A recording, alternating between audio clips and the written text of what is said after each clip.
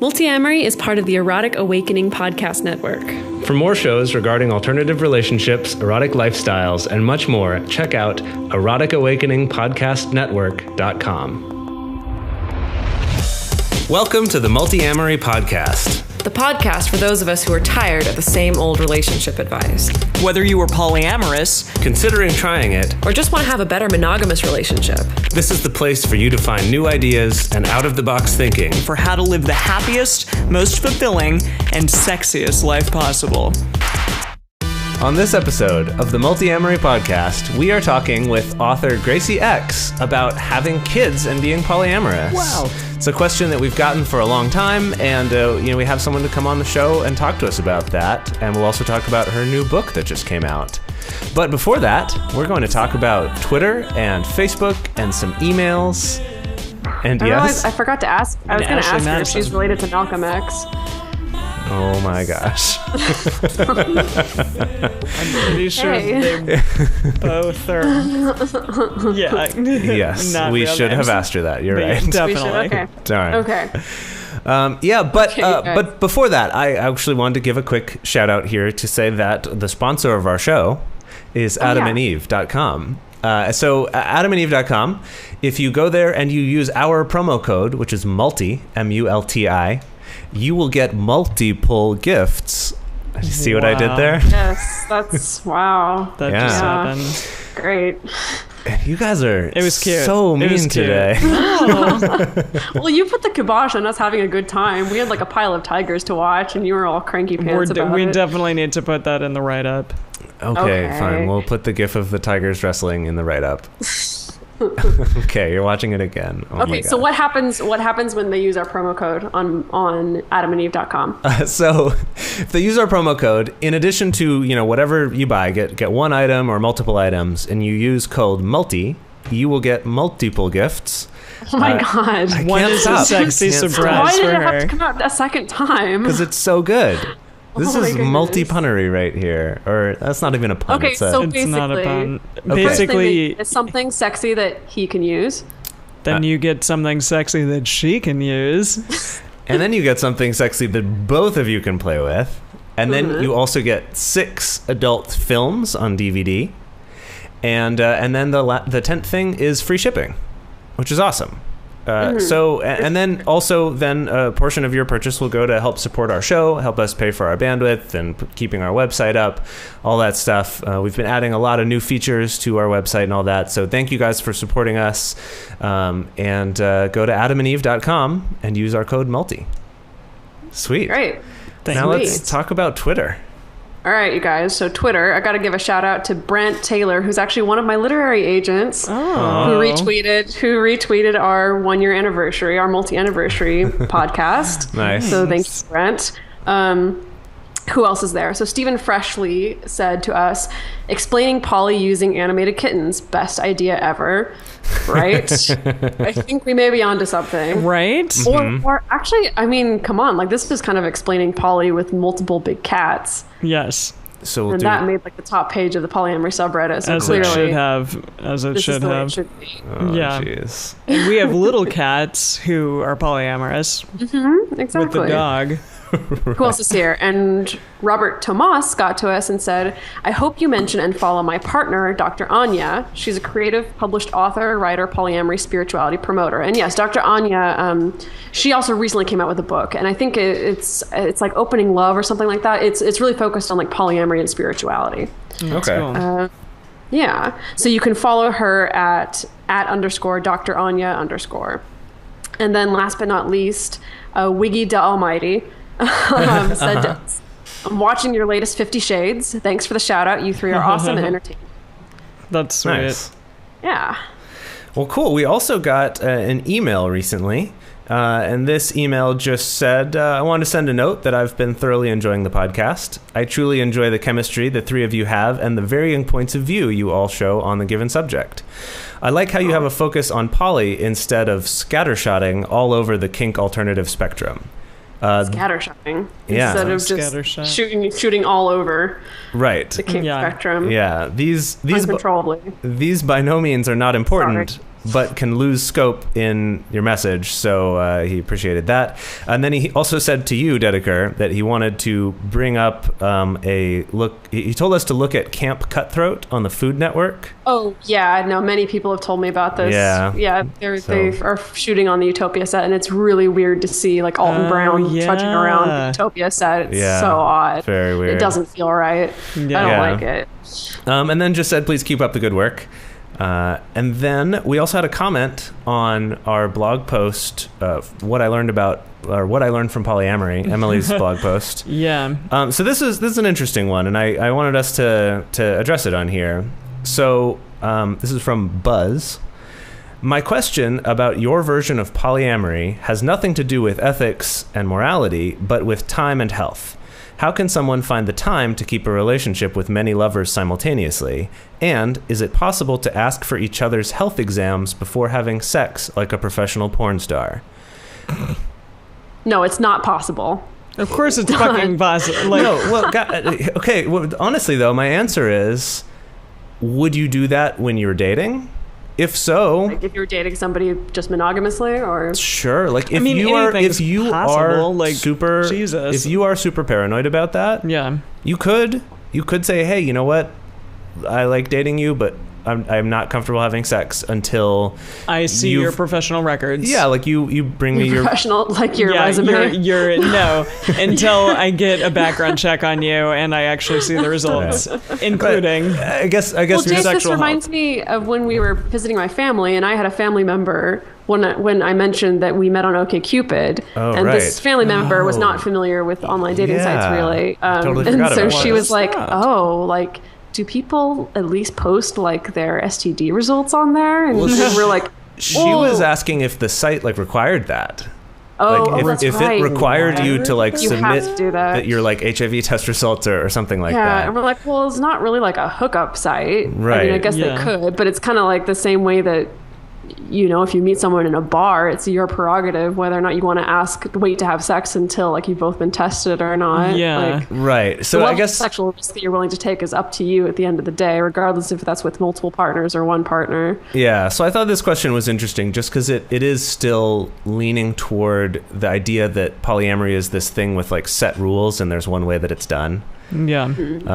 And you know, I just the answer that I want to give is like, if you want to, sure, you can do whatever you want, right? Like, Yeah. if you want to require that of your partners, fine. You know, I've had a partner who did show me their test results, and they're like, hey, look, here's the paper that says I'm good to go. I guess, Dedeker, I've shown you mine before. Yeah. You know, because I just Have had you? them. Well, I had them on my desk, and I was just like, "Oh, look, I got my blood test results back. Like, this is my that's right. This is my That's vitamin right. D level. And, Sure. you know, my That's right. cholesterol is really good." I got way too much information. You're like, Yes. yeah, cool. So you should give to all your partners. Yeah. Yeah, This is my cholesterol. This is That's important this is things my to level know. of ketosis. This is important stuff. And then, you know, how do you find time? Was the other part of this question, and that's, you know, we kind of touch on that a lot. It's a question we all ask ourselves. Yeah, that it's hard sometimes. Yeah. That's the end of the story. Well, no, I don't know. You adjust your life or adjust like the amount of partners you have depending on the time that you have. The same way that even if you were going to date monogamously, if you don't have time to even see somebody monogamously, then you probably shouldn't do it. Yeah. Right. Or maybe you'll make the choice not to. Yeah. You know, I don't know. I don't feel like it's that different. Right. Yeah. So anyway, that was those, and then Anyway. and we also had one Facebook message here. Let me pull this up. So we got a little thank you message from Christy, but we also got a one. I assume this is after someone listened to our episode from way back when we were talking about the term cowboy, Oh, that's right. That's Thanks, right. Josh, for that term. and that we were talking about how, like, is there a female equivalent term for that, a cowgirl? And the comment that we got was the female word for cowboy is homewrecker. Just saying, lol. Whoa. And I responded and I said it's interesting to use the term homewrecker in terms of polyamory. Yeah. I suppose it fits a little. Ironically, it would be the homewrecker's desire for monogamy rather than their desire to be non-monogamous with a married man that would wreck the home. Yeah. No, that's interesting. It's kind of a different like twist on it. Yeah, it is interesting. I just thought that was a interesting little thought experiment. Curious. I mean, I guess.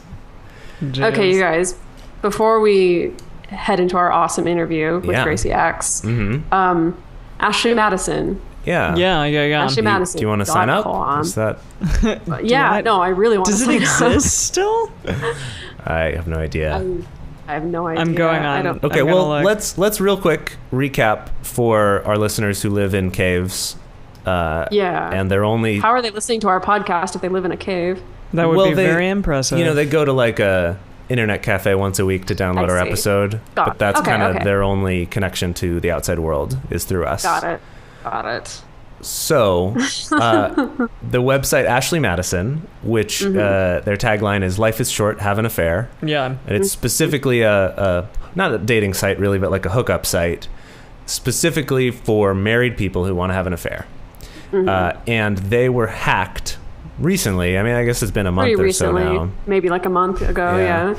They were hacked, and all of the users' names and information and credit cards and like credit card information and contact information and like how much they used everything they put on their profile, like everything got out there. And it's been this big scandal, and there have been all sorts of things coming out about it. But Dedeker, you were telling us about some statistics and things that you were finding about this. Well, first of all, there's already the fact that, a lot of like researchers and journalists are like combing the data and looking for patterns in the data, and have essentially found that only like a fraction of the female profiles on the site are actually real. And that's checking a number of, because they're trying to figure out, well, what are the qualities that you would find in this data that would prove that somebody was real, which includes things like responding to messages, like having an email account that is unique, like having an IP address that is unique. Because they found that like a lot of the accounts, like their IP addresses were like the home address for Ashley Madison servers.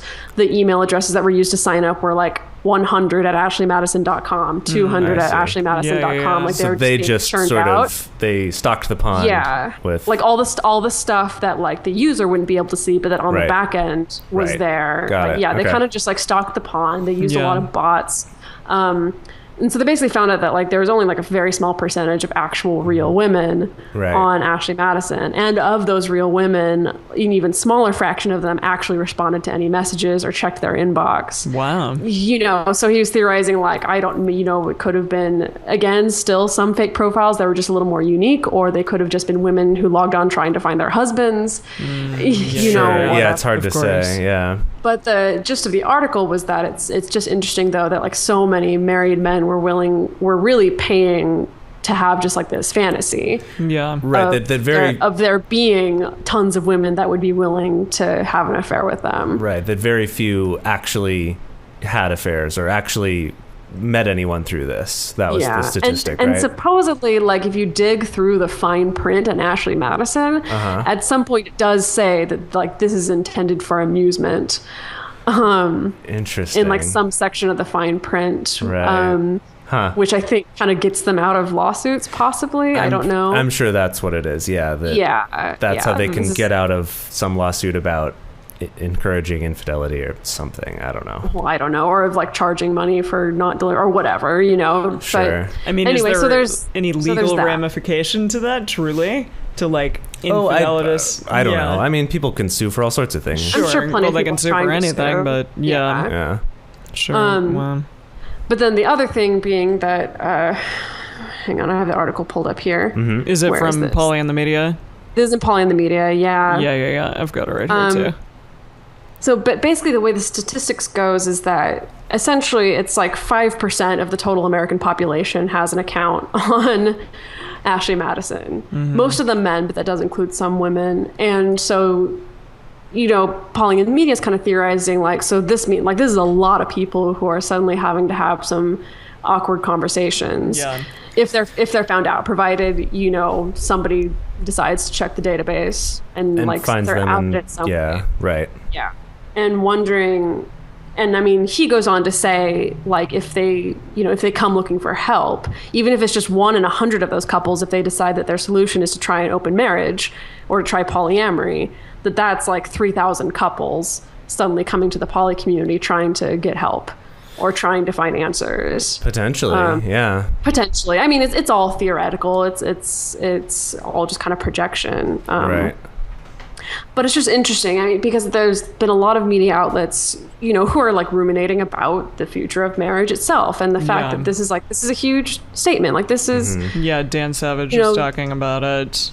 Yeah. Well, and I was saying before we started recording this that I think that something that's very interesting that's happening is that we are gradually, giving away more and more of our privacy. By being on the internet. Just by being on the internet, and more, we're basically being offered this exchange. It's like, well, give us your information, let us log your keystrokes, and we'll make your experience better.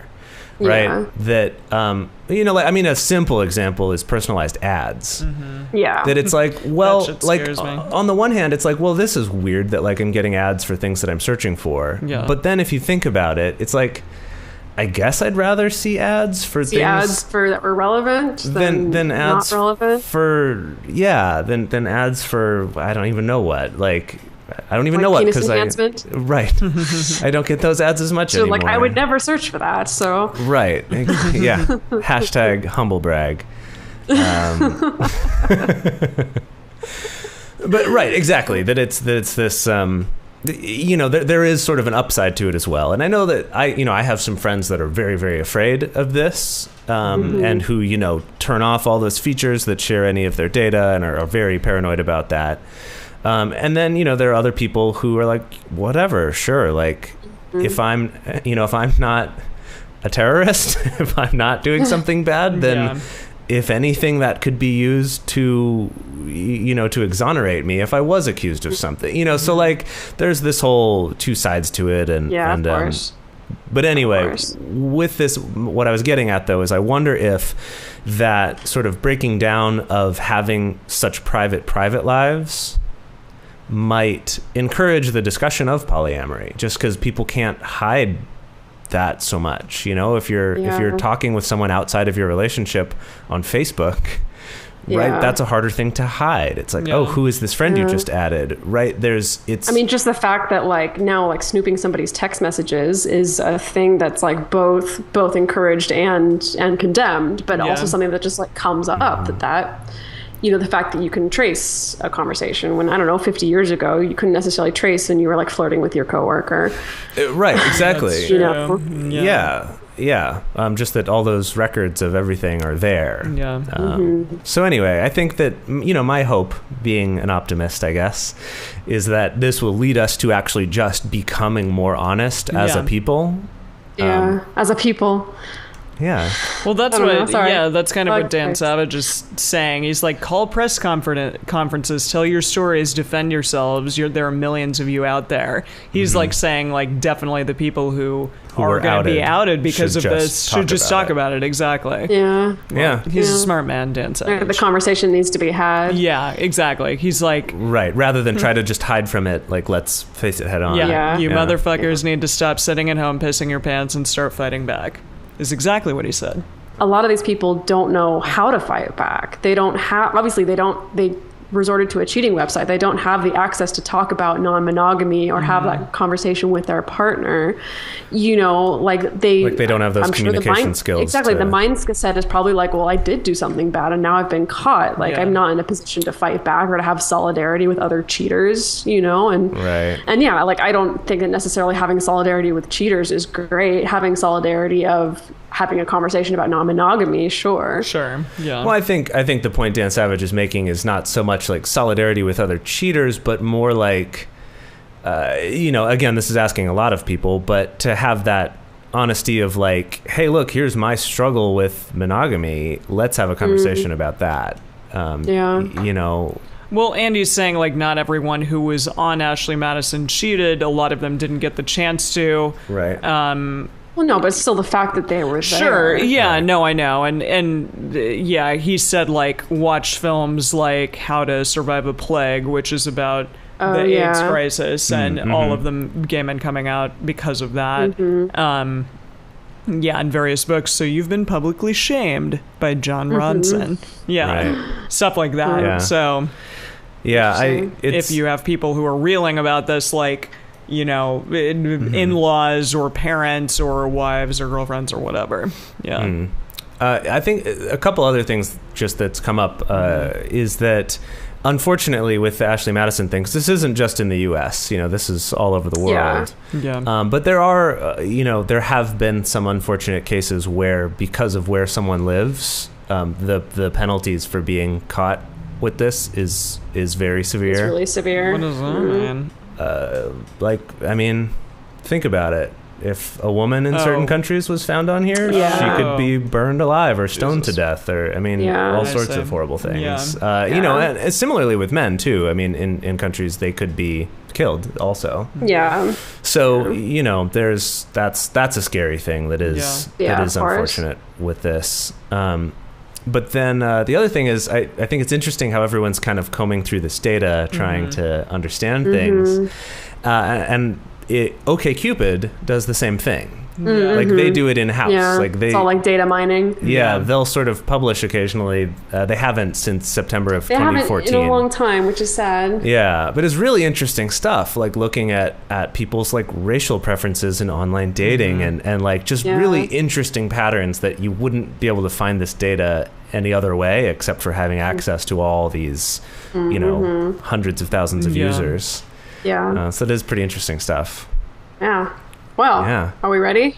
I think we're ready to talk to Gracie. Yeah, let's do it. Great. Yeah. All right, here we go.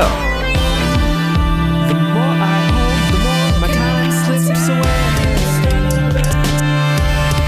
Well, now you're here, now I'm here. How strange, how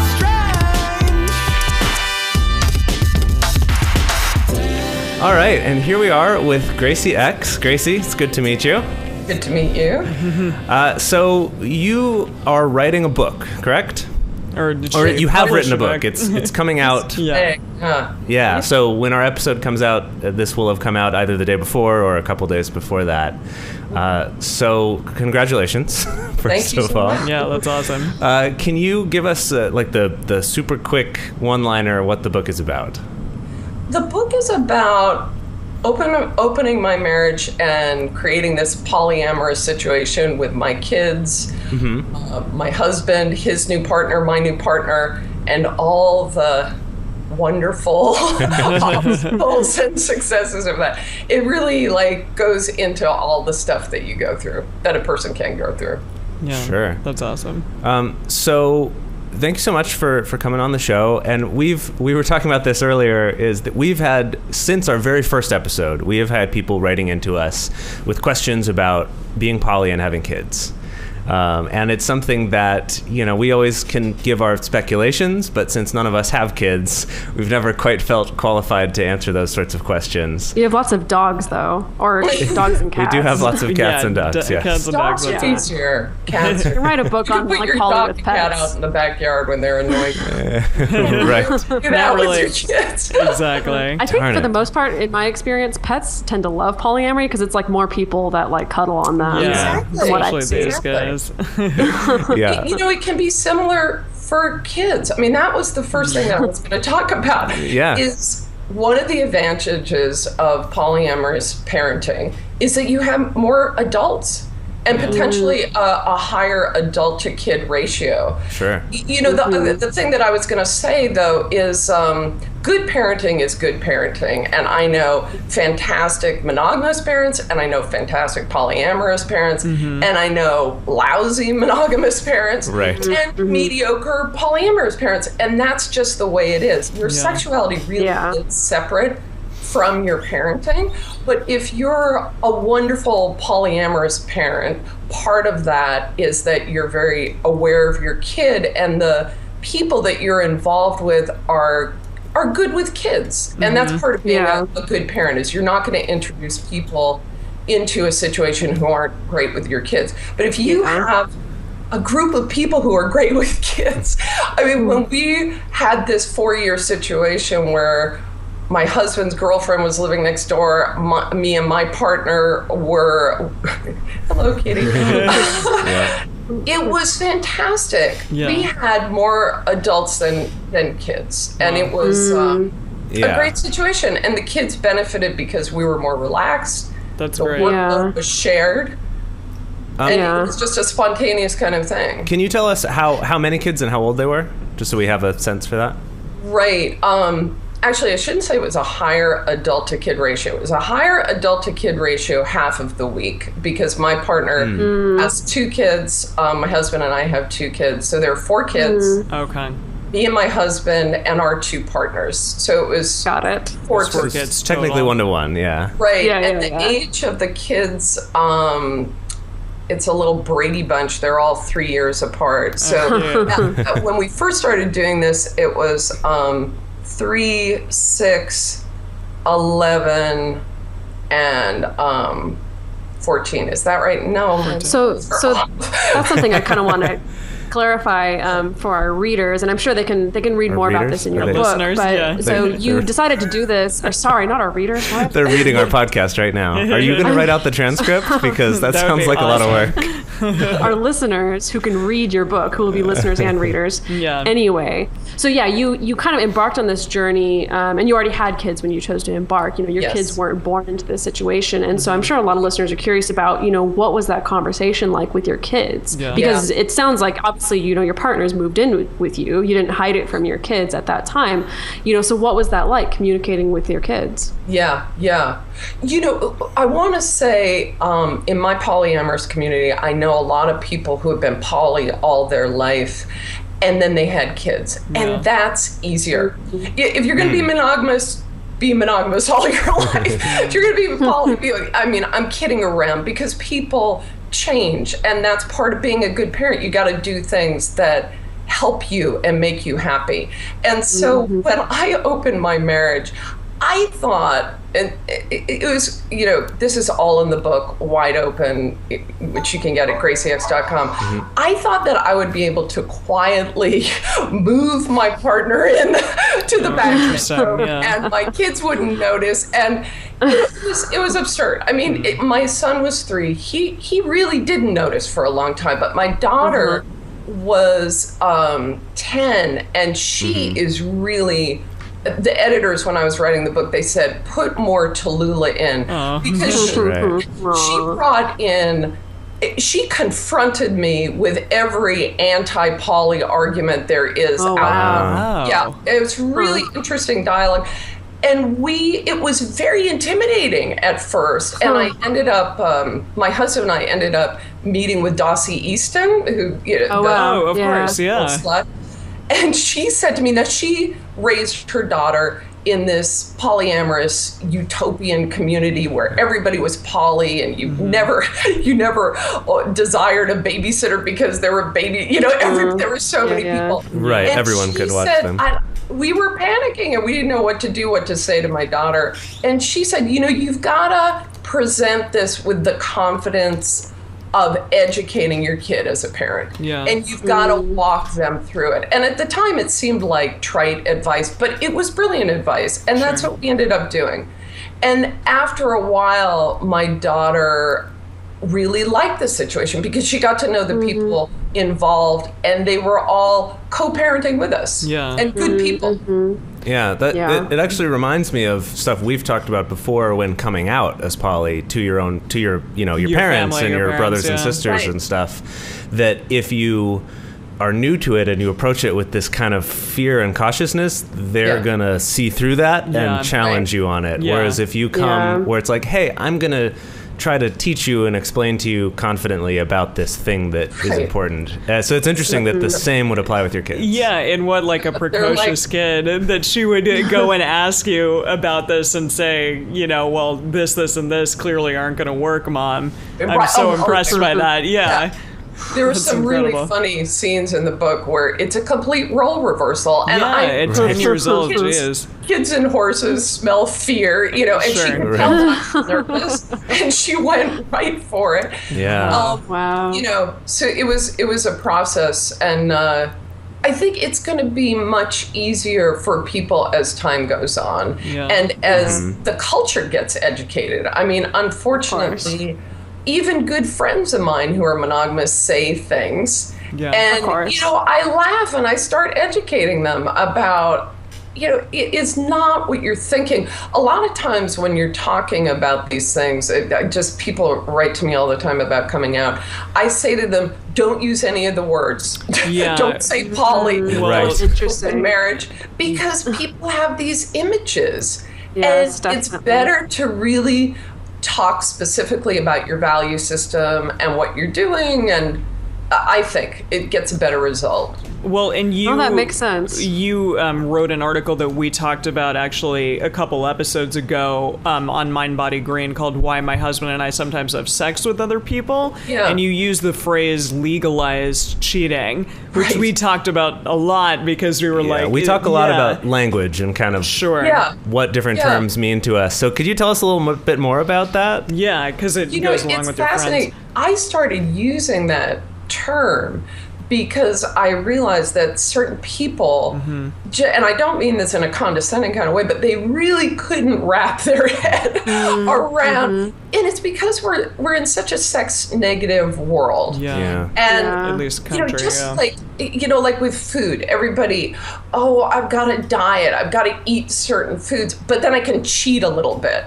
I think that is one way that people can, like, okay, you have your marriage, you have your, or you have your whatever, your stable primary relationship, if that's the way you set it up. But then you can also have these little treats, or, this was one way, and that's certainly not the way everybody sets up their relationships, because I know all kinds of, quads and people who have a whole group living together. But in mainstream culture, this was a term that I adopted because it was one way for people to wrap their mind around what I was.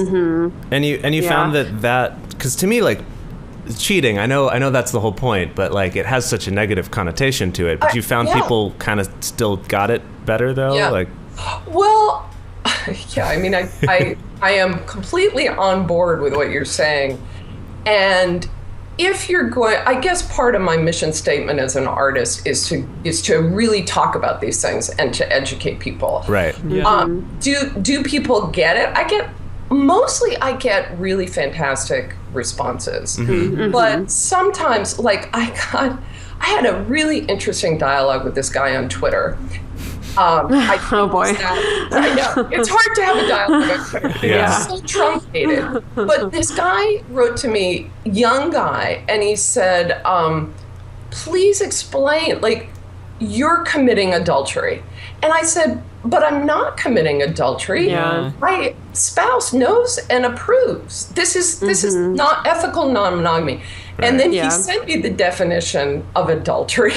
Okay. And adultery is just having sex outside of your marriage. And then I was like, oh, Moses and the tablets and all my Sure. back to me. But we went back and forth, and he said, okay, I get it. That's not something I'm going to do, but I respect you. And that was... That's good. That's a win. That's great that it ended there. Yeah, we get that response a lot, like, just, I could never do that, or I don't know if that's for me, but like, it's good that you've got it figured out for yourself. Yeah. Something that I kind of want to hear about is, so you had this format for a little while where your husband and his partner were sharing a living space, or living next door to you and your partner. It was really like and your kids' house that we divided. Yeah, and your kids would kind of go back and forth or run around, and your format has changed since then. So I kind of want to hear about that change, but I also want to hear about other poly people that you know with kids and kind of the different relationship structures and formats that they have, because we want our listeners definitely to kind of get an idea about how, there's not just one way to do it, right? We lived that way for about 4 years. It was fantastic. Margaret Mead has this great quote about how the nuclear family is so isolated, and we put it into an impossible situation. And it was just the opposite when those 4 years were happening. It was communal living at its best. What happened was my husband and his girlfriend wanted to move out. They wanted their own separate space.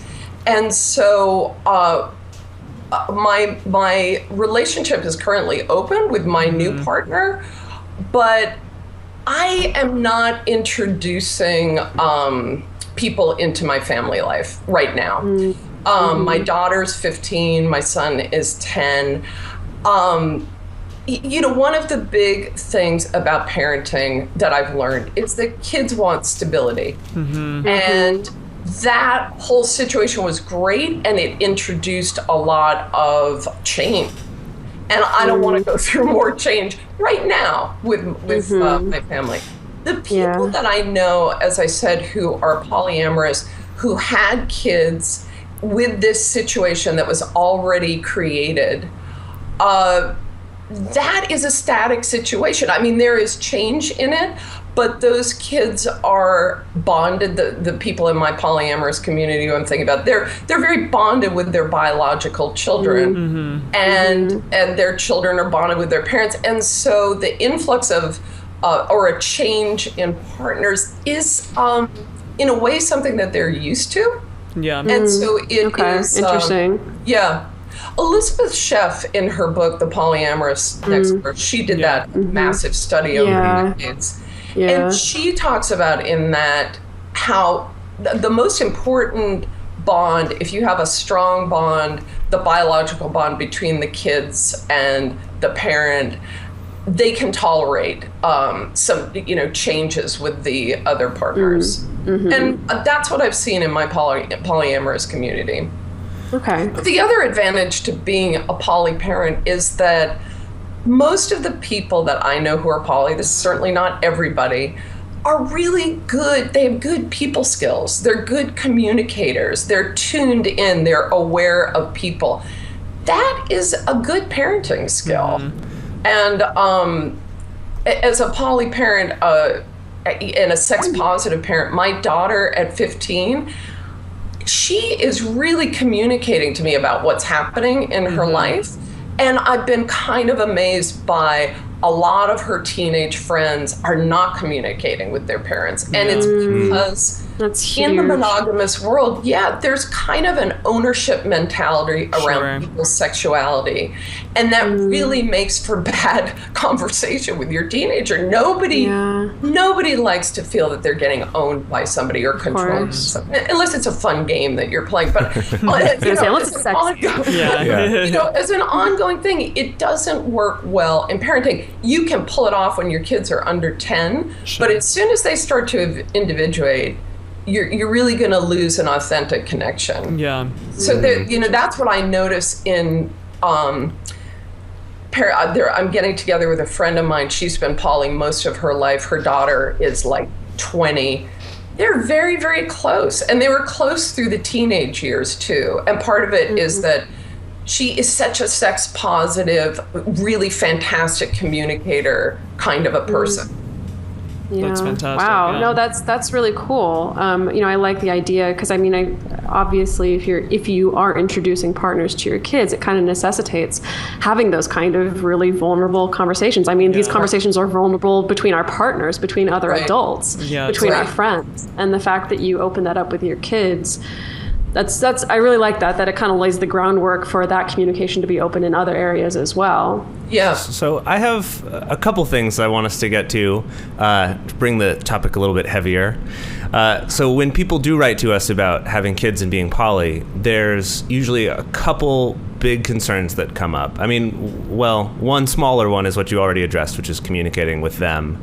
But I feel like the two big concerns I hear from people is, one, they worry about their kids getting picked on or being treated poorly for it. And then the other is worrying about someone trying to take their kids away, a legal problem. So, and I know that you have some experience probably with both of those. Could you tell us a little bit about what your experience has been for yourself and for other people you know with kids? Right. Well, yeah, we had a legal battle, which is all in the book. When my new partner tried to move his 2 children in half the week, his ex-wife took us to court and basically accused us of being polyamorous. That was it. That was all they had. Right. And so a lot of our court responses are really talking about why is this a bad thing? I am a good parent. Really under those circumstances, what you want to do is separate your sexuality from your parenting. My sexuality doesn't have anything to do with my parenting. And this is really a true fact. Yeah. You're a good parent is a good parent. And this is where the bigotry has to be dispelled. And that is that you have sex in front of your kids. This is always the thing. Yeah.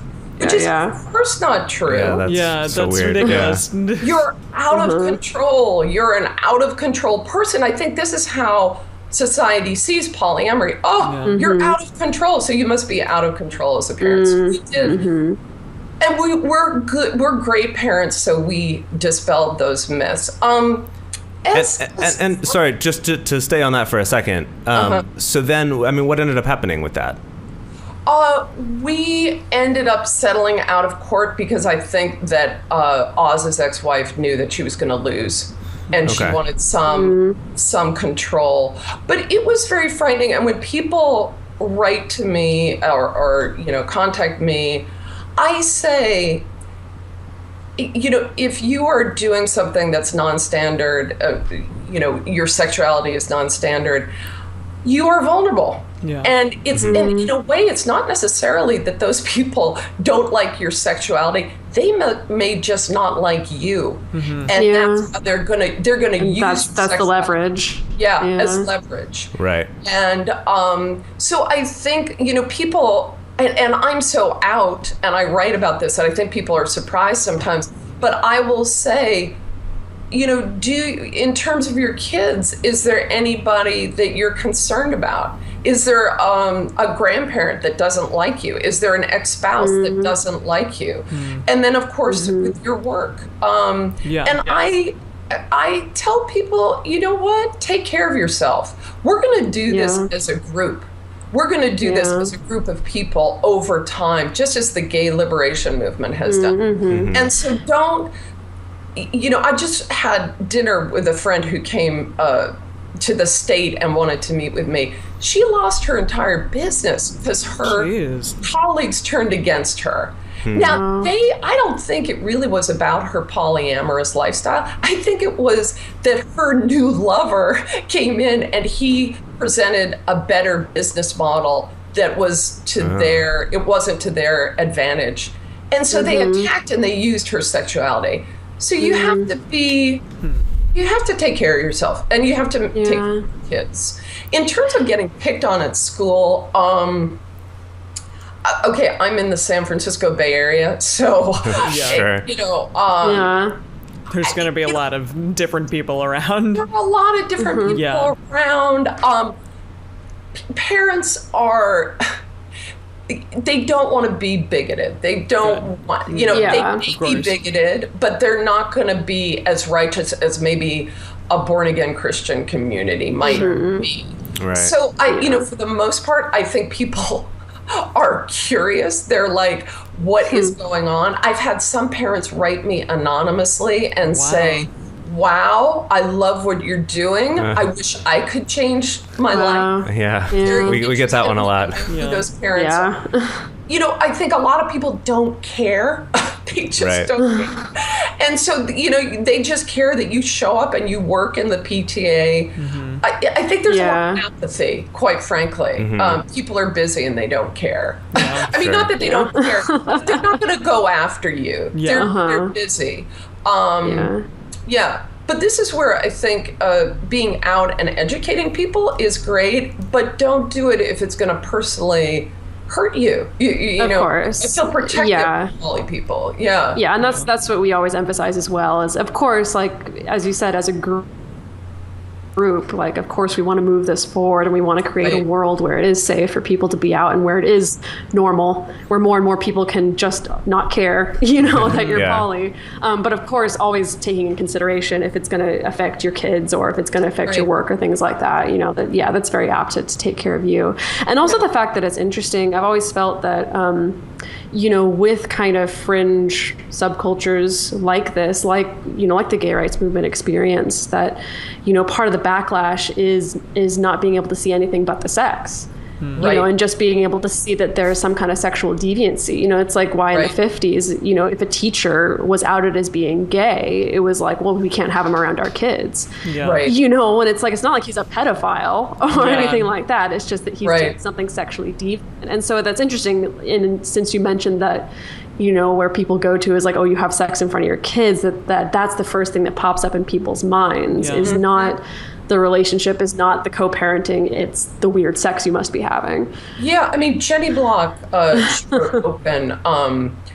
She's a friend, we've talked, and, you know, she has one daughter, and we were talking on the phone, and it's like, wow, why do people always go there? And another friend of mine is a child psychologist, and one night over martinis, we just dissected this whole thing. And what she came up with is people think that this is an out of control lifestyle, just as gay people were viewed as deviant and out of control and lascivious, you know, and so that's part of the education. And I try and put in my articles, I have a fairly dull life, you know, I'm taking care of kids, I'm making dinners, you know, I do things, but that's, you know, just as in any healthy parent-child relationship, I don't talk to my kids about my sexuality.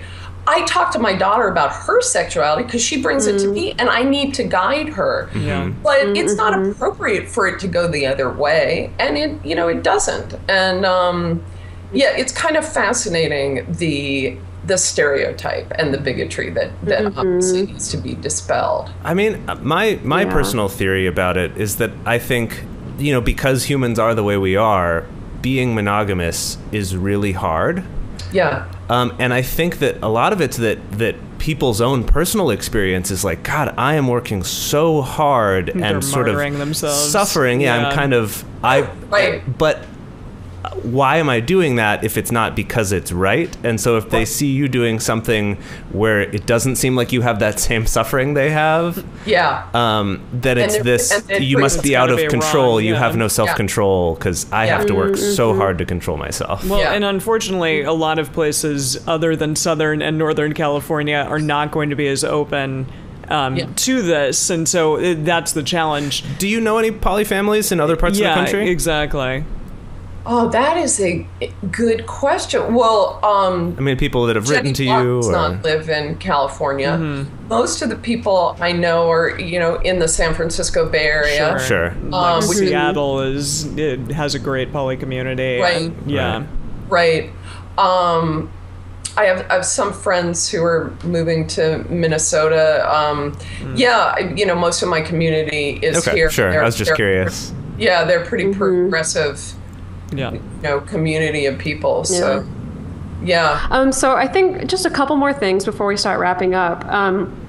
So I noticed, so you've been in the entertainment industry for a while, and that's something that we all hold in common. We've all been in the entertainment industry in certain regards and certain times in our life. And so we've heard some criticism of this kind of lifestyle of open marriage or swinging or poly or whatever, you know, that you kind of need to be somebody who doesn't have a full-time 9-to-5 job in order to have the time and the scheduling, the flexibility to even do this. And I mean, on your side of it, of course, like you have kids, like that's a super full-time job. So I mean, could you just comment on that, on kind of the difference in like scheduling and time management based on kind of, you know, if you have a career that has you in the office every day or if you don't, versus, you know, if you have kids or if you don't? It's a great question. I mean, this breaks down to parent, non-parent, really. You know, people who aren't parents have more time. Sure. And honestly, at this stage in my life, probably for the next 4 years, there are ways that I put the emphasis more on my kids than maybe meeting new people and acquiring new lovers. I have a friend, a couple, they're into BDSM. They have like 20 lovers before they had a kid. Now they've had one kid, and I haven't heard from them for a while. They're busy. You know, it does change your lifestyle. I think I was really curious what what was going to happen with this couple, and I have to check in with them because it's almost like it's their creativity, it's their art form. What is true about parenting is you will find a way to keep doing the things that make you happy and are important to you. And you will sacrifice, you become so efficient with your time, and you will get rid of things that, you just have to. But it isn't the important things. It isn't the things that really make you happy. And so, I think it's not, I think good relationships, you put a lot of energy into them. And, I work a lot, I have kids, but I also make time for the way that I want to do my sexuality. Nice. And I think that continues when you have kids. Now, I have 4 kids in my life, so that's really extreme. Yeah. A lot of poly people I know have 1 kid. It's just easier if you have less kids. Yeah, Sure. Yeah. This is not brain surgery. These are simple facts. Yeah. That's probably with anything. You're going to get to do more. You're going to have more time to do more things if you have less kids. Of course. Yeah.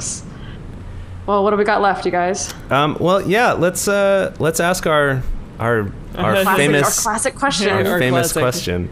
Closer. Yeah. So, if you had just one piece of advice for people who are new to polyamory, or actually, let's give you 2. Thank you. If you could, I know.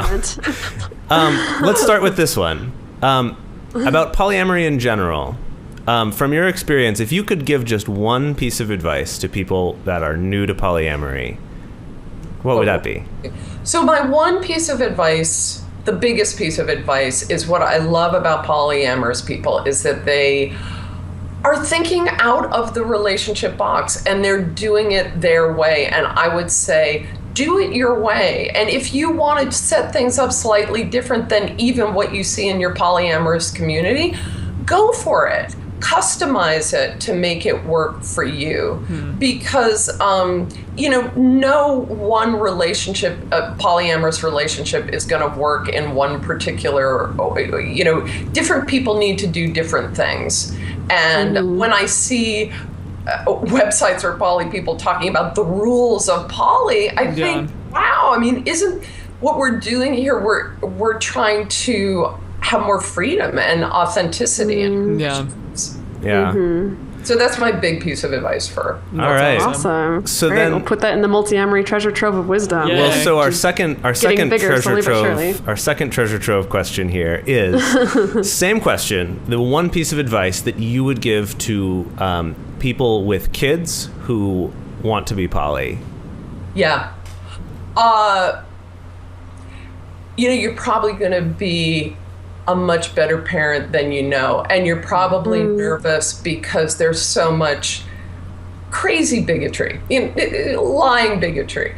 But the truth is, what I found is, in so many ways, because I'm focused on relationships and I'm honing my skills there and I really care, I'm a really good parent. And a lot of the poly people that I meet, if they don't have kids now, I think, that person's going to make a great parent. And a lot of them are like, I don't think I'm going to ever have kids. But, and those are smart people because they know going in what a big responsibility. They're sensing it already because they take really good care of their relationships. So you're probably going to be better at it than you know of, than you're in. Cool. That's great. Nice. Awesome. That's so great. Gracie, so if we want to find out more about you or if we want to buy your book, where do we go? GracieX.com, GRACIE.com. And, Cool. and there are links to Barnes & Noble and Amazon and independent booksellers, but you can just go there and pick where you want to buy it. Great. Awesome. And we'll put a link to that in our show description. Yes. Thank you so much for talking with us, Gracie. We hope that we'll stay in touch and maybe we can talk again in the future sometime. Yeah. I would love that, definitely. Thank you so much. All right. Thank you very much. Bye-bye. Bye. Bye-bye. Yeah. That was a fantastic episode with Gracie. Yeah. That was great. That was great. I'm glad that we got to talk to her. She's awesome. And I'm excited to get a copy of her book. Woohoo. And check that out. So you guys go check that out at her website. And then also come check us out at multiamory.com. On our homepage now, we have a sign up for our email list where we're going to be putting out some newsletters. And when you sign up for our email list... You get free stuff. You get free stuff. So much free stuff on this episode. All the free things. When you sign up for the mailing list, you will get our free super fancy PDF about 5 ways to suck less at communication. Based on our classic episode. Classic. Yes, you will get that. We were just talking about halting because we are all hungry. So we should not, guys, we should not have any serious discussions right now. No serious. Don't worry, this is not a serious discussion. All right. So, go to our site, multiamory.com, sign up for our mailing list. We'd love to keep in touch with you. Leave us comments on our blog posts. We got some new blog posts coming out, as well as leave us comments on the episodes. Send us email to info@multiamory.com. And also check out Dedeker's coaching page. Woo. Yeah, because I'm still coaching and traveling, you guys. It's great. She's traveling around the world, getting new perspectives, and doing coaching over Skype, like we're doing this episode. Yeah. And you've been getting more clients lately, which is really cool. Yeah, so it's been great. Yeah. Fantastic. So if you just, having that outside voice to, give you some perspective, even if you are experienced with polyamory, it can be nice to just have someone to talk to who understands polyamory, but is also completely removed from your social circle. Yeah. Yes. Like that's something that's super important to have. So go check out Dedeker's coaching page on our website, sign up for our emailing list, and we'll... Emailing list. I don't know how that... We're emailing list. And anyway, thanks, guys. Thanks so much. Yeah, it was great. We'll see you next week. All right. We'll see you next week.